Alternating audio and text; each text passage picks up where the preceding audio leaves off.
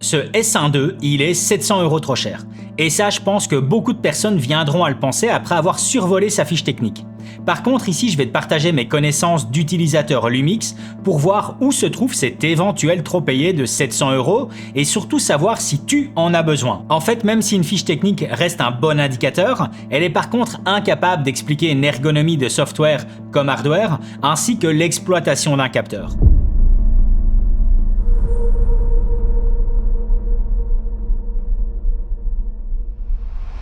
Attention que j'ai reçu cette unité de pré-production de la part de Lumix lors d'un événement à Lisbonne, mais la vidéo n'est en aucun cas sponsorisée par eux.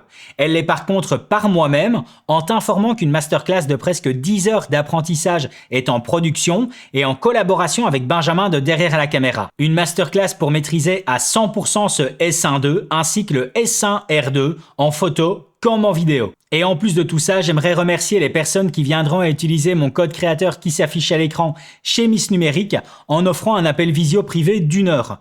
Si tu viens utiliser mon code créateur pour ce kit S1 incluant la nouvelle optique 24-60 f2.8, t'as juste à m'envoyer un message privé sur Instagram me montrant l'utilisation de mon code et on se prévoit ensemble un appel privé d'1 heure pour te partager mes meilleurs conseils d'utilisation du S1 II sur le terrain. C'est un moyen que j'ai trouvé pour te remercier de soutenir mon travail sur YouTube. Allez, c'est officiel, Lumix rentre dans la cour des grands avec l'utilisation d'un nouveau capteur semi-empilé et qui semblerait être commun à celui du Nikon Z6 III. Ce sera par contre avec une exploitation totalement différente et qui nous amène deux nouveautés encore jamais vues sur un boîtier hybride plein format. La première concerne la lecture complète du capteur en Open Gate. L'Open Gate est déjà acquis depuis bien longtemps chez Lumix et ça commence à arriver chez d'autres constructeurs. Par contre, ici, ils viennent de passer le cap des 30 images secondes en nous donnant la possibilité de filmer en Open Gate 5,1K jusque 60 images secondes. Et je sais d'avance que tous les utilisateurs Open Gate ont déjà été frustrés de ne pas avoir plus de 30 images secondes.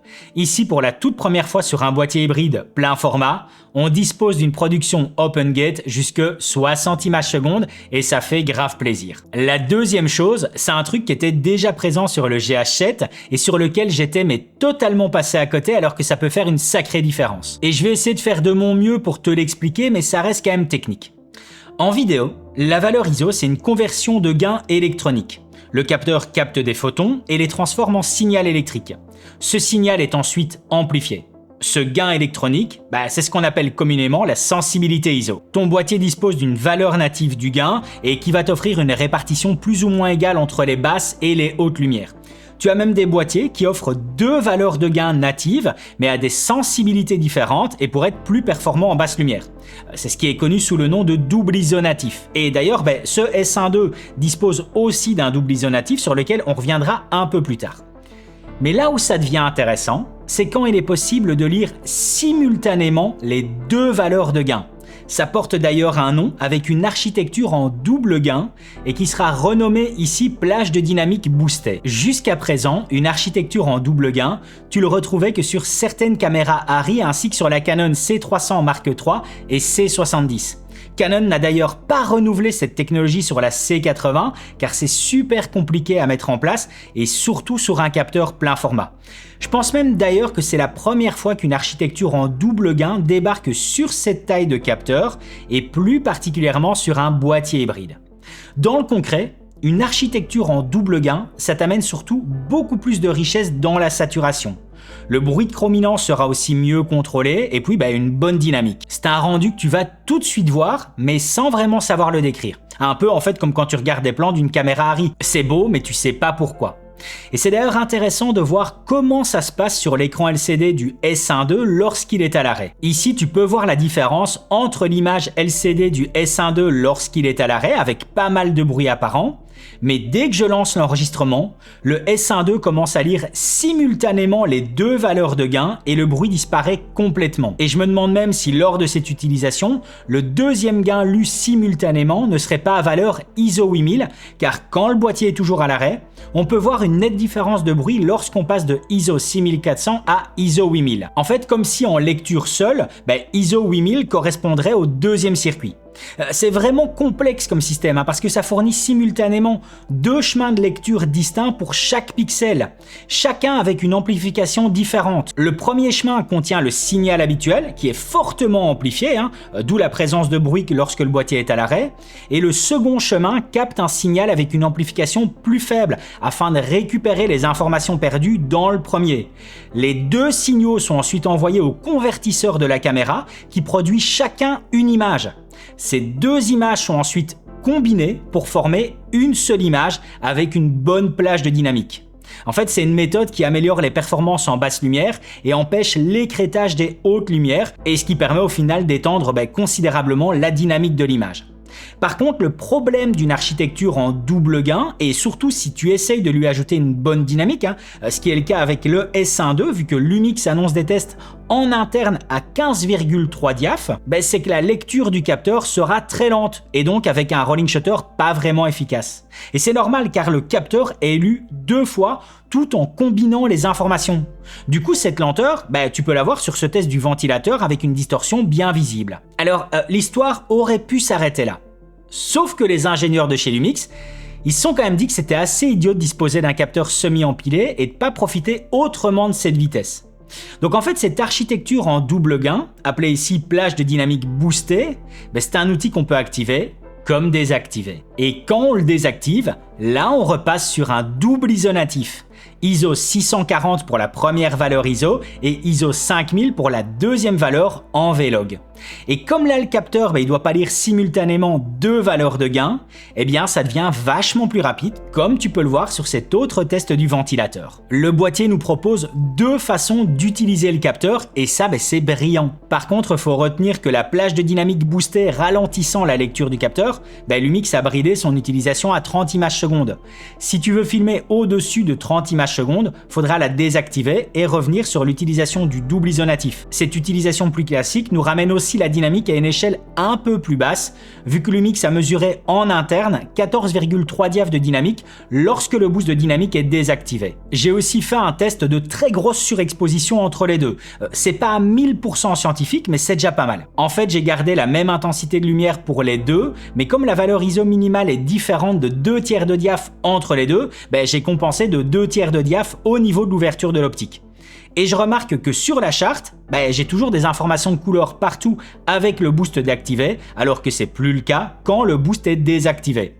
La lecture en architecture en double gain a ici empêché en fait un écrêtage des couleurs. J'espère vraiment que j'ai été assez efficace pour t'expliquer clairement et facilement cette innovation qui est juste géniale. Et je dis innovation, mais en fait c'en est pas vraiment une car Arri propose ça depuis 2010 avec son capteur Alev 3. Donc ça fait 15 ans que ça existe, mais t'as quasiment personne qui le fait car techniquement c'est complexe.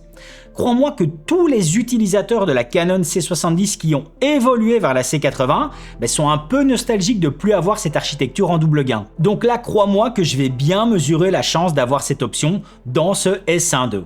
En vrai, ce qui fait que je suis passé à côté de cette info technique sur le GH7, c'est que Lumix utilise un nom différent et surtout qui communique mais pas du tout dessus. Et moi, c'est parce que j'ai demandé aux ingénieurs de présent durant le lancement du S1.2 pourquoi le nom était différent par rapport au S1R2 qui lui dispose d'un outil appelé extension de plage de dynamique. Et c'est là qu'ils m'ont expliqué que l'outil d'extension de présent dans le S1R2 vient à décaler les deux valeurs natives en les remettant un peu plus haut, alors que l'outil de boost vient à les lire simultanément. Et c'est dingue de voir que c'est en discutant avec les ingénieurs que j'arrive à avoir cette info, alors que des marques comme Canon en ont carrément fait en fait un élément de marketing concret et qui était hyper présent au lancement de la C70. Et oui, c'est une information de niche que je te partage ici, mais qui technologiquement parlant est hyper impressionnante. T'as même certaines discussions de forums sur le GH7 qui mentionnent en fait que cette innovation de Arri serait sous forme de brevet qui aurait été partagé à Lumix, un partage que je suppose payant. Par contre, j'ai pas réussi à avoir de confirmation sur ces informations qu'on peut lire sur différents forums. Bon, je continue.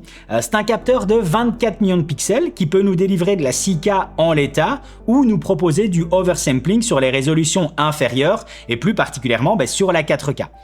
Toutes les fréquences d'images en 4K sont oversamplées.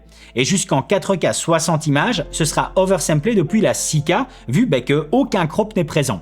Par contre, selon moi, l'oversampling en 4K 120 images secondes doit être un peu inférieur vu qu'un crop capteur de x1,24 est présent. Du coup, ça devrait nous donner un oversampling depuis de la 4,8K si mes mathématiques sont bonnes.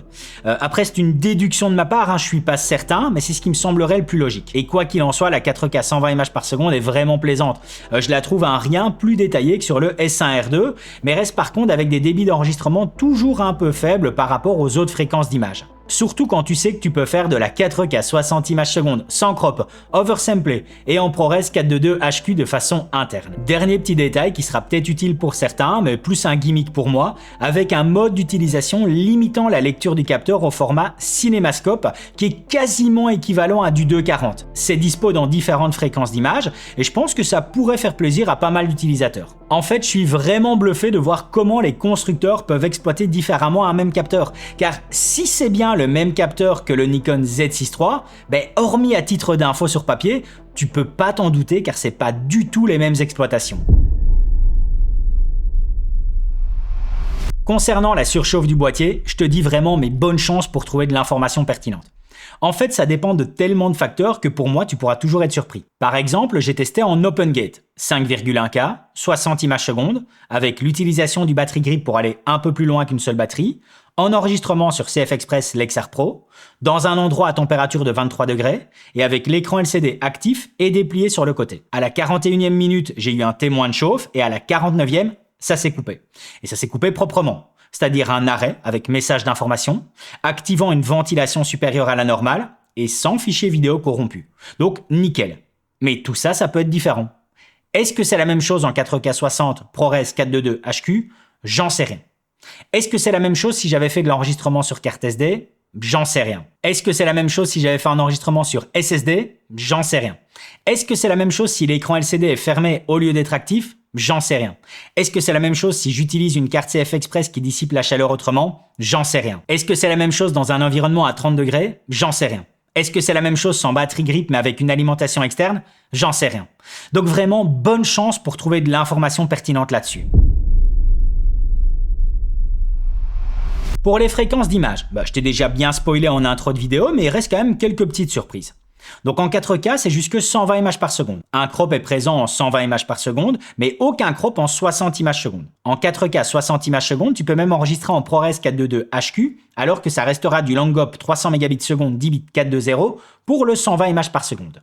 L'OpenGate en 5,1K, c'est jusque 60 images secondes. Et on dispose d'un truc quand même un poil surprenant, avec de la Full HD. 240 images secondes en 10 bits, 422, All Intra, 800 Mbps seconde. Ça pour moi c'est surprenant car je m'y attendais pas. Et dans le concret, ça peut être utile. Par contre, c'est aussi avec un crop de x1,24. En 4K au-dessus de 60 images secondes, on a aussi des limites d'autofocus, mais ça on le verra un peu plus tard dans la vidéo. Pour les codecs débit et compression, on retrouve plusieurs possibilités en interne comme en externe, du 10 bits, du 8 bits, du long-hop en 422 comme en 420, du All Intra, du ProRes 422 comme HQ. T'as les deux possibilités de RAW externe avec le ProRes RAW et Blackmagic RAW. En fait, comme à l'habitude chez Lumix, la liste est énorme. Donc mon conseil, c'est de te plonger dans la liste technique de présente sur le site de Lumix pour voir si la résolution et fréquence d'image que tu utilises le plus sont bien avec des codecs débit et compression qui te conviennent. Moi, par exemple, j'adore la 5,8K en ProRes 422, tout comme la 4K 60 images secondes aussi en ProRes 422. Pour l'autofocus, on sent la présence d'un capteur semi-empilé car ça fait le job plus rapidement, mais j'ai quand même eu quelques petits ratés lorsque je sors et rentre dans le cadre. Après, c'est peut-être dû au fait que j'ai uniquement utilisé les optiques Sigma sur cette unité de pré-production. Dans les nouveaux types de détection, on retrouve aussi du sport urbain comme la détection de breakdance par exemple. Et même si cette détection me sera totalement inutile, elle fonctionne vraiment bien. Pour le reste, on retrouve de la détection d'animaux, d'humains, de voitures, motos, trains, avions, et toujours avec la possibilité de choisir entre la détection complète du sujet ou juste sur la partie de tête, comme les yeux pour les animaux et les humains, ainsi que casque ou cabine entre moto et le train par exemple. Par contre, certains types d'autofocus ne sont plus présents à certaines résolutions et fréquences d'image. En 4K 120, ça reste de la détection de phase, mais on perd la détection du type de sujet.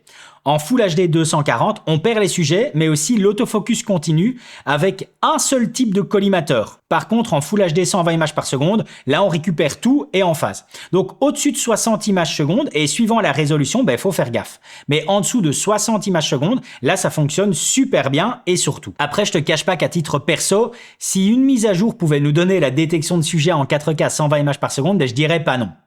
Je dois aussi te mentionner par transparence que j'ai eu la détection de sujets qui disparaît en OpenGate 60 images secondes lorsque j'utilise l'application de contrôle Flow ou même un moniteur externe en HDMI. Et c'est pas un bug isolé car d'autres l'ont remonté. Et j'espère que ce sera bien corrigé au moment des livraisons du boîtier. Pour la montée en ISO, c'est une belle machine et ça fait le job dans les deux exploitations du capteur, que ce soit avec ou sans le boost de dynamique. J'ai testé à ISO 12800 et le bruit présent est tout à fait correct. Ce sera même plus performant que sur le S5 II en fait. Et à résolution égale, ce sera aussi mieux que le S1R2. Par contre, si tu restes en 8K sur le S1R2 pour un montage en 4K, le S1R2 sera au-dessus car son bruit comme les couleurs seront compressés. Niveau ergonomie, c'est comme le S1R2, c'est-à-dire un boîtier bien pensé. Une charnière d'écran sur plusieurs axes, un commutateur photo, vidéo et vidéo ralenti pouvant enregistrer jusqu'à 45 préconfigurations au total. Des boutons devant pour y assigner ce qu'on veut, un port de carte CF Express et un port de carte SD, du rideau de protection devant le capteur lorsque tu changes d'optique, un viewfinder qui est hyper qualitatif, du Full HDMI, de l'USB-C, mini jack, micro et casque, bref de la bonne prise en main.